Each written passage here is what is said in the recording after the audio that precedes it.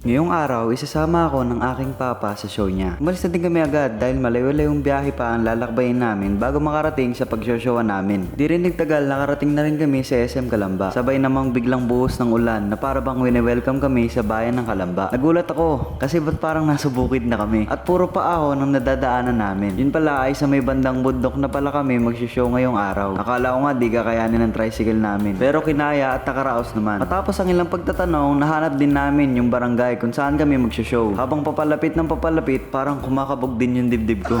Ito pala guys yung bundok ko. Di ko alam kung makiling ba yan o hindi. Basta bundok. Maya-maya rin ay nakarating na rin kami sa mismong birthday yan. At ayan, pinapasok kami. Masyado pala kami maaga. At ayan yung mga gamit namin. Ito yung mga kasama pa namin. Sila nga pala yung magmamaskot. Dahil sa sobrang sipag nga pala ng papa ko ay kahit masyado pa kami maaga ay nag-set up na agad siya ng mga gamit namin para sa show mamaya. Ayan yung venue. Inaayos pa lang. Pero maya-maya ay nag-ayos na rin kami. Ayan, nagtali ako ng buhok. Sa mga hindi pa pala pamilyar sa akin o sa amin, malamang di mo pa alam. Ako nga pala si Erin at ako ay anak ng isang clown. Bata pa lang trabaho na to ng papa ko. Kaya naman para sa amin, siya ang pinakamagaling. Naisipan akong isama ng papa ko para matuto ako. Pero kahit kailan, hindi ko matutumbasan ng galing at husay ng papa ko. May sakit man o wala, umulan, umaraw, ay sumasabak siya sa trabahong ito. Hindi lang para kumita ng pera, kundi para magpasaya rin ng mga bata. Nagme-makeup na kami dito at nagbibihis na rin. Paunti-unti kasi tumatakbo ang oras. Eto na, nakabihis na ako. Lagyan na lang natin ng wig. Oo, di ba? Clown na. Dahil nga sa pananabik ng mga bata sa amin, ay eto na, pinasok na kami sa loob. Nakakataba ng puso dahil hindi sila takot sa amin. Dito ay naka-standby na kami para lumabas. Yung mga tropa naman naming mascot ay nagre-ready na rin. At maya-maya rin ay lumabas na rin kami. Ang ganda ng venue, oh.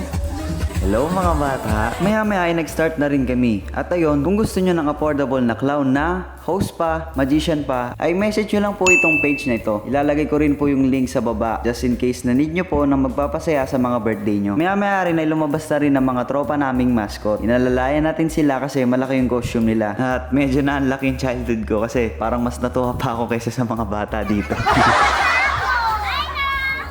Nagbigay din sila ng dance number para sa birthday celebrant. Kung gusto nyo ng mascot para sa inyong birthday ay mag-message lang po kayo sa account na ito.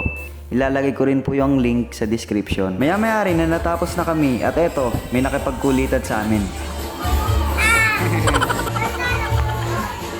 Bata pa yan! Ang birthday namin, ikaw naman mag-clown ha! Sigurado ka ha! Kakatapos lang. Ngayon, kakailamas ko lang. Pogi pa rin. Mga bata masama. After the show, vlog yan. Ito ko sa vlog. Ay, vlog. Akala ko alis na sila. Bye-bye. Pero mas dumami sila. Dito nga binibiro ko sila na ako yung puppet. Kasi hinahanap nila yung isang clown. Sabag na. Ako nga yung puppet.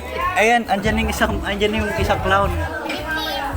Nagiging tao ko pag tapos na yung show eh. Bye. Ito na yung yung isang yung clown. Ayun, tiga mo.